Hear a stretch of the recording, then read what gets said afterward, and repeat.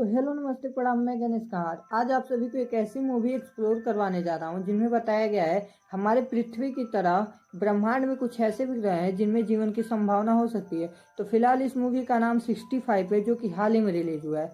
बिना वक्त जाए कि आइए इस मूवी को स्टार्ट करते हैं। मूवी में ये समय अब का नहीं, अब से 65 मिलियन साल पहले का है। लेकिन उस समय भी सोलराइज प्लेनेट के लोग इतने एडवांस हो चुके थे कि वो दूसरे प्लेनेट और दूसरी गैलेक्सीज में जा सके। और अब हम इस मूवी के मेन कैरेक्टर माइल को देखते हैं, जो कि अपनी वाइफ और अपनी बेटी के साथ में रहता है। उसकी बेटी को एक जानलेवा बीमारी थी। उस बीमारी का इलाज बहुत ज्यादा महंगा था और माइल के पास में उतने पैसे नहीं थे वो अपनी बेटी का इलाज करा सके। इसलिए माइल्स ने ज्यादा पैसे कमाने के लिए एक स्पेसशिप पे जाने का फैसला किया था, जिसमें वो एज अ पायलट एक साइंटिस्ट की टीम को ब्रह्मांड के किसी दूसरे प्लेनेट पर लेके जाएगा। और इस मिशन में पूरे 2 साल लगने वाले थे। और वहाँ पर माइल अपनी वाइफ से वही डिस्कस कर रहा होता है कि वो पूरे 2 साल तक अपनी फैमिली से दूर रहेगा। जाने से पहले माइल्स की बेटी उससे कहती है, तुम्हें मेरी वजह से जाना पड़ रहा है। जिस पर माइल कहता है, तुम्हारी वजह से नहीं, तुम्हारे लिए जा रहा हूँ। इसके बाद 2 साल पूरे होने के बाद हम देखते हैं प्लेनेट पर आ रहा होता है कि तभी हम देखते हैं काफी सारे एस्ट्रॉइड उनकी शिप से टकरा जाते हैं। इस दौरान माइल की आंख खुल जाती है, जो कि सोया हुआ था। तभी वो उस शिप को क्रैश होने से संभालने लगता है, मगर यहाँ पर स्पेसशिप इतना ज्यादा डैमेज हो चुका था कि माइल उस स्पेसशिप को सामने दिख रहे एक प्लेनेट पर लैंड करने की सोचता है, ताकि सभी पैसेंजर की जान बचाई जा सके। लेकिन उन पत्थर से टकराने पर पीछे का स्पेसशिप पूरी तरह से डैमेज हो चुका था और पीछे मौजूद सारे स्लीप चैम्बर उस शिप से नीचे गिर जाते हैं। फिर किसी तरह से माइल उस शिप को लैंड करवाता है और देखता है कि उसे भी काफी चोट लग गई है। खुद को दवा लगाने के बाद माइल एक सूट पहनकर बाहर चेक करने जाता है कि उनका शिप कौन से प्लेनेट पर लैंड हुआ है। और बाहर निकलकर वो देखता है कि इस प्लेनेट पर भी ऑक्सीजन है, पानी है और जीवन जीने की सारी चीजें हैं। दोस्तों, यहाँ माइल का शिप अर्थ पर लैंड हुआ था और ये पृथ्वी आज से 65 मिलियन पहले की है, जहाँ अभी तक इंसान प्रजाति पैदा नहीं हुई थी। इसके बाद माइल देखता है स्लीपिंग चैम्बर में जितने भी लोग थे वो सारे के सारे मर चुके हैं और सिर्फ वो ही यहाँ पर जिंदा बचा है। इसके बाद माइल अपनी सिचुएशन की बात को रिकॉर्ड करके हेल्प के लिए भेजता है। और शिप के अंदर जो स्केप शटल थे वो भी कहीं बहुत दूर जाकर गिर गए थे, जिसके बिना माइल यहाँ से नहीं जा सकता था। अब यहाँ पर माइल हार मान लेता है और सुसाइड करने की सोचता है, पर वो अपनी बेटी के बारे में सोचता है और सोचता है कि उसे पूरे 2 साल हो चुके हैं उससे दूर हुए, तो वो सुसाइड करने का फैसला कैंसिल कर देता है। इसके बाद माइल शिप में जाता है और वहाँ देखता है कि अभी भी एक स्लीपिंग चैम्बर एक्टिव है, यानी कि उसमें जो भी है वो जिंदा है। इसके बाद माइल उस चैम्बर को ढूंढता हुए उसके पास जाता है, जहाँ उसे एक छोटी सी लड़की मिलती है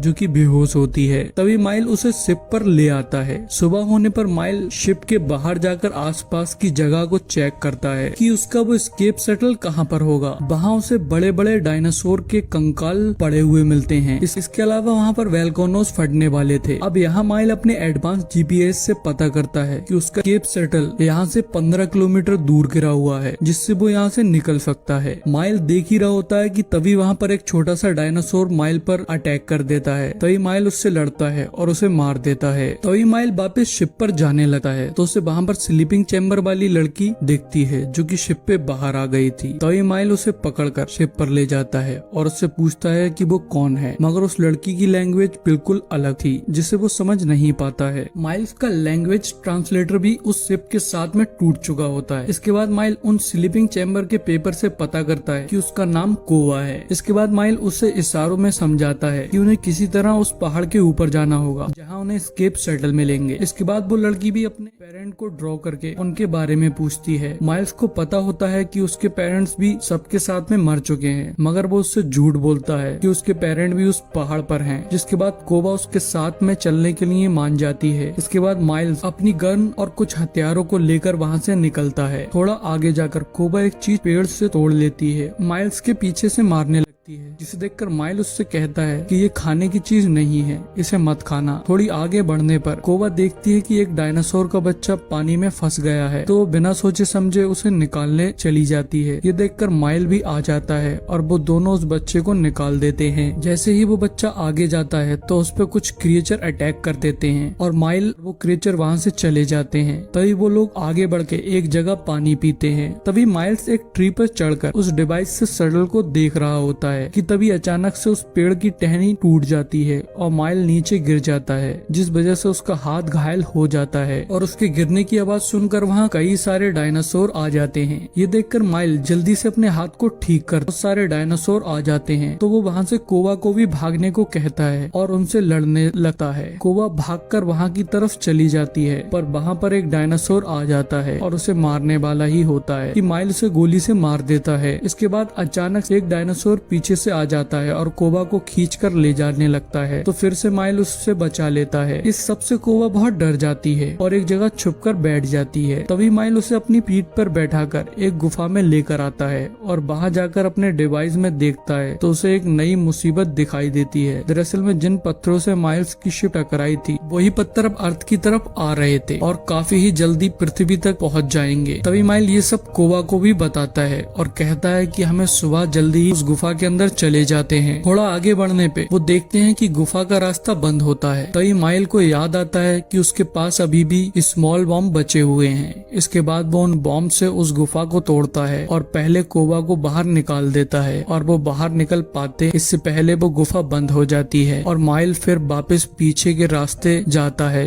जहाँ उस पर एक डायनासोर हमला कर देता है। माइल किसी तरह से उससे लड़ते हुए उसे मार के उस गुफा से बाहर निकल जाता है। वहाँ जाकर उसे कोवा कहीं नजर नहीं आती है तो वो उसे ढूंढने लगता है और वहाँ वो देखता है कि वो पत्थर बहुत तेजी से पृथ्वी की ओर आ रहे होते हैं। उन्हें जल्द से जल्द वहाँ से निकलना होगा। इसके बाद माइल वहाँ से भागने लगता है और आगे वो कोवा को आवाज देता है पर कोवा नहीं आ रही होती है और वो पूरी तरह से दलदल के अंदर धंस जाता है। तभी आखिरी टाइम पर कोवा आ जाती है और माइल्स को वहाँ से निकाल लेती है। वो बताता है कि हमारे पास बहुत कम वक्त है, इसलिए वो दोनों जल्दी से यहाँ से निकलने लगते हैं और शाम होते होते वो दोनों शटल तक पहुँच जाते हैं। माइल उस शटल को चेक करता है और ये देखकर बहुत खुश होता है कि शटल बिल्कुल ठीक है और वो दोनों यहाँ से निकल सकते हैं। लेकिन कोवा यहाँ अपने माता पिता को ढूंढने लगती है जिनके बारे में माइल ने उससे झूठ बोला था। अब यहाँ कोवा देखती है कि सारे स्लीपिंग चैम्बर तबाह हो चुके हैं और उसका माता पिता भी जिंदा नहीं रहे हैं। तभी माइल कोवा को बताता है कि उसने उसे झूठ बोला था। ये सुनकर कोवा बहुत रोने लगती है और माइल पर चीखने लगती है। तभी माइल उसे अपनी बेटी के बारे में बताता है और उससे कहता है कि वो अपनी बेटी की आखिरी समय पे उसके साथ में नहीं था। ये बात सुनकर कोवा शांत हो जाती है और फिर माइल के गले लगकर रोने लगती है और उसके साथ शिप पर चली जाती है। यहाँ हमें ये भी पता चलता है कि माइल्स की बेटी उसके वापस आने से पहले ही मर चुकी थी। इधर जब माइल उस शटल को लॉन्च कर ही रहा होता है कि तभी वहाँ पर पत्थर आकर शटल से टकरा जाते हैं और उनका शटल नीचे जाकर गिर जाता है और वो वहाँ फंस जाते हैं। तभी दो बड़े बड़े डायनासोर वहाँ आ जाते हैं और उनके शटल पर हमला करने लगते हैं। तभी माइल किसी तरह से शटल से बाहर निकलता है और उन डायनासोर को चकमा देकर एक जगह छुप जाता है। वहाँ जाके वो अपनी गन चलाता है मगर वो नहीं चलती है क्योंकि माइल्स की गन की पावर खत्म हो चुकी थी। तभी माइल्स अपनी गन को ठीक करता है और एक डायनासोर को मार देता है। इसके बाद दूसरा डायनासोर माइल के पास आ रहा होता है और इधर माइल्स की गन की पावर फिर से खत्म हो जाती है। ये देखकर कोवा शटल में से ही माइल्स की बेटी का एक होलोग्राम चला देती है जिसे देखकर डायनासोर का ध्यान भटक जाता है और मौका देखकर माइल वहाँ से भाग जाता है और डायनासोर भी उसके पीछे आ रहा होता है। तभी माइल्स भागते भागते एक बैल्कोनो के पास आ जाता है जो कि फटने वाला ही होता है। जैसे ही वो डायनासोर उस बैल्कोनो के पास आता है और तभी बैल्कोनो फट जाता है। इससे डायनासोर आधा जख्मी हो जाता है मगर मरता नहीं है और वो माइल्स की तरफ बढ़ता है। तभी कोवा आकर उस डायनासोर की आंख में वार करती है जिससे वो पीछे की तरफ जाता है और वो बैल्कोनो फिर से फट जाता है और वो डायनासोर तभी मर जाता है। तभी माइल्स और कोवा जल्दी से शटल में जाते हैं और माइल्स उसे लॉन्च कर देता है और वो पत्थरों से बचते हुए पृथ्वी के बाहर आ जाते हैं और पीछे पृथ्वी पर बड़े बड़े पत्थर टकराते हैं जिससे पृथ्वी तबाह होने लगती है। इसके बाद माइल्स शटल में अपने प्लेनेट की लोकेशन डालता है और वो दोनों सेफली अपने प्लेनेट की तरफ जाने लगते हैं और यहीं पर हमारी मूवी का एंड हो जाता है।